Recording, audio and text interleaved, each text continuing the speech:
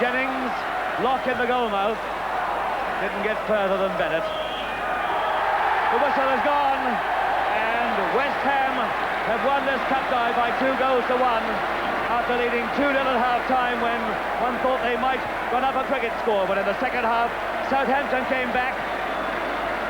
They got their 1 goal from Mick Channon from a penalty, but if Southampton had played as well in the first half as they played in the second, then the decision would have been very much in doubt.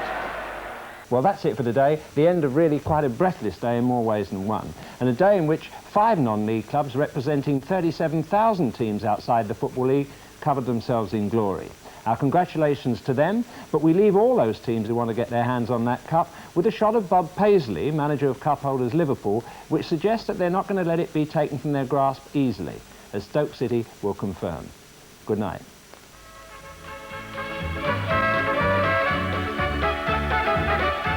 In Classic Sport on Thursday, we go back to the 87-88 season here on UK Gold, where Man United play against Chelsea, Leyton Orient versus Notts Forest, and Tottenham take on Port Vale. That's Classic Sport 10:30 on Thursday.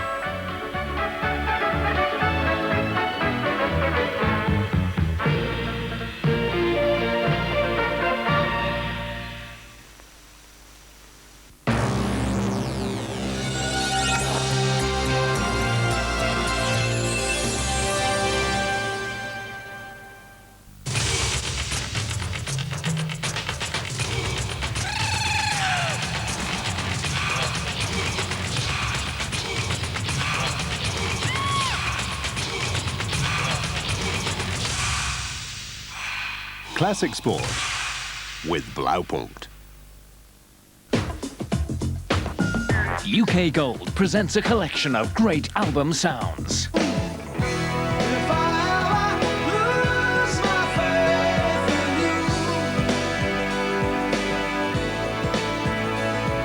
love, and you're never gonna get it. Had your chance to make a change.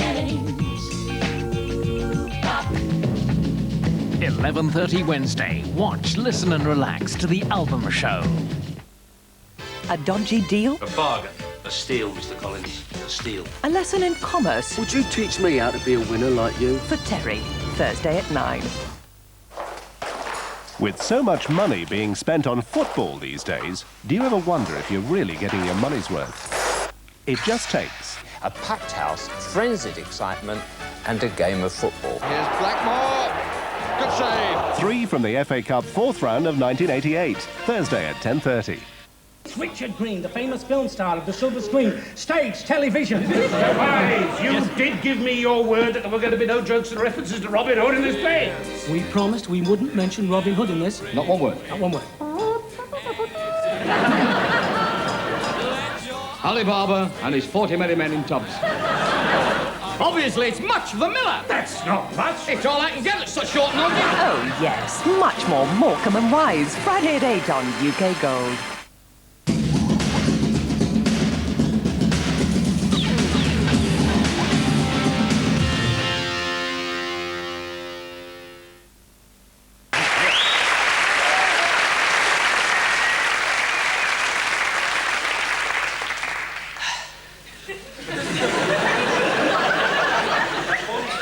No use, it's no use.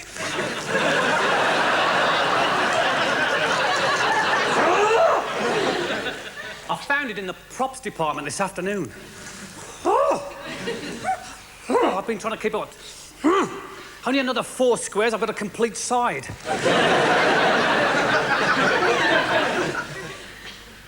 Do you know, the only people that can do these things are kids and loonies. Here, kids take about 7 minutes, loonies 15 seconds. You want one done, give it to a loony.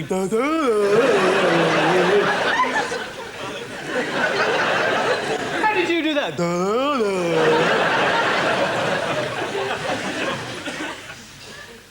Actually, I can do them, really, to be honest. It takes me about half an hour.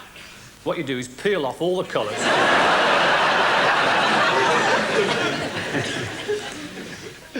It's fatal, you know, when people catch you doing these things, because, like, all the smart bums in the world, and they all make it known that they can do it, you know. 6 minutes, you know. 3 minutes, 42 seconds. I can do 2 at once.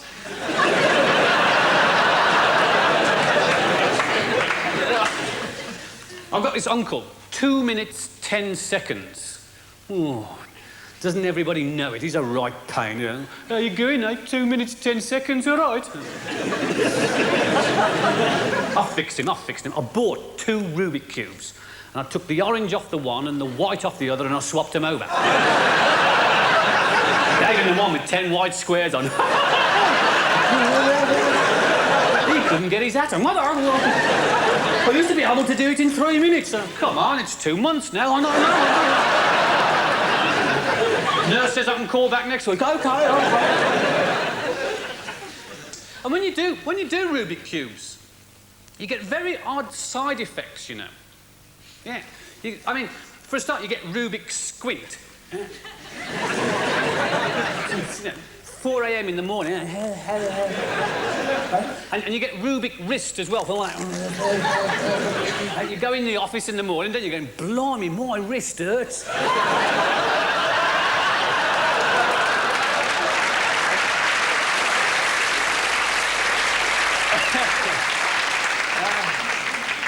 You're way ahead, aren't you? That sort of audience, I see. Oh, dear.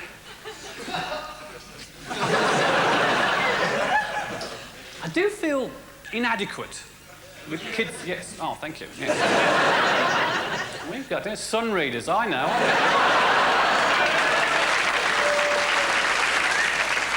What does inadequate mean?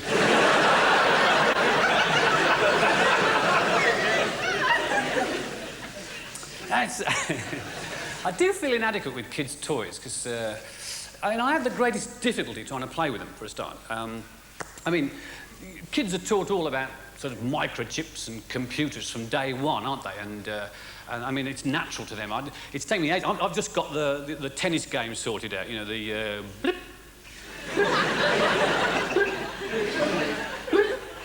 Blip, blip. That throws me. Blip, blip. It's a Space Invaders. Imagine what I'm like with Space Invaders. It's like, I dread the kids asking me to play Space Invaders. You know, going to play Space Invaders, Dad? Oh, no, yeah, no. I'll go first. Okay. And they're there for an hour, you know.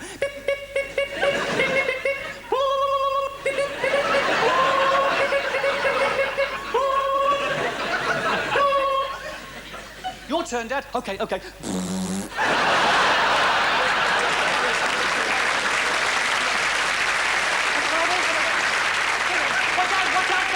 There's a rocket!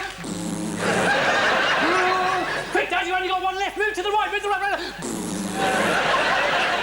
And they've got it back for an hour, haven't they? The latest video game you can buy is of you and your kid on the screen playing Space Invaders, and you've got to exterminate the brat before he beats you.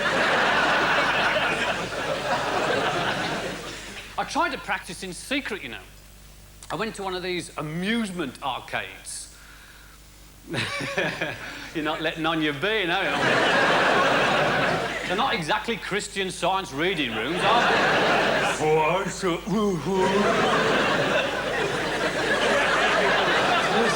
There was this Space Invader machine, right?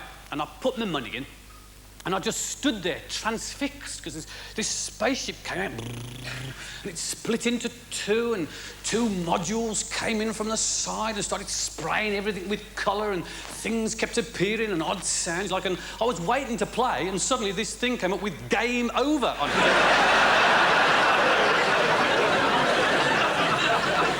Started kicking the machine. Come on, you bloody thing! You know, well, it works at home, you know, with a telly. And this attendant came over and tried to force me head down the coin slot. I don't remember much else, but I can tell you this, there ain't much space inside a Space Invader. You can get all sorts of space video games, you know, for different people. There's a Sun Readers video game. All the invaders appear going...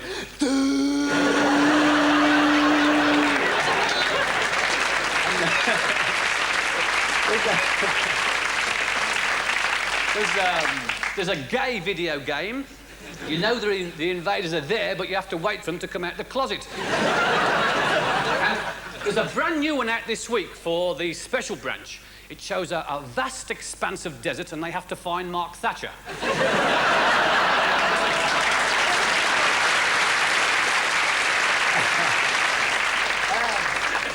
Whatever happened to Ludo? When will we have time to play games? I mean, that's another question, because I was quite worried to see in the week they're going to do away with Sunday closing. Yeah. There's going to be 7 days unrestricted opening of shops. Right? Why? Well, it's for the people who are too busy to shop all the other days of the week. Like people who work in shops. I wonder what steps the church will take to combat this loss in the congregation. Yeah, I've been thinking of it. I mean, they're going to have the work cut out now. They're going to have to meet the challenge head on, take on the supermarkets at their own game, you know. The church will have to be more commercial. They'll have to open up on a Wednesday afternoon and have a half-day Sabbath. Construct special hyper-churches with drive-in confessionals without special weekly offers like adultery reduced to 2 Hail Marys and an hour sweeping up the wedding confetti.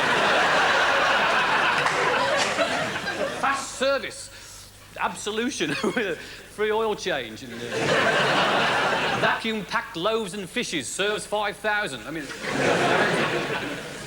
Of course, with Sunday trading, you know what this means, don't you? Eh? Supermarkets are going to be full of Sunday drivers. Yeah, there he'll be with his missus dawdling down the aisle, pushing his British Leyland trolley, complete with the net curtains and nodding poodle in the back.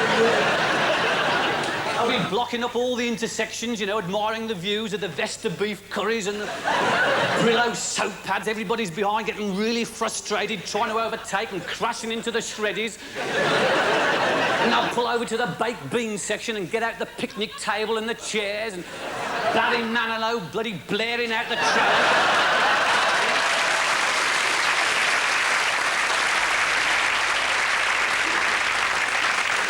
And they find the poodles escaped and started to worry the lamb cutlets. Sunday shopping hypermarkets. There seems to be no end to what you can buy.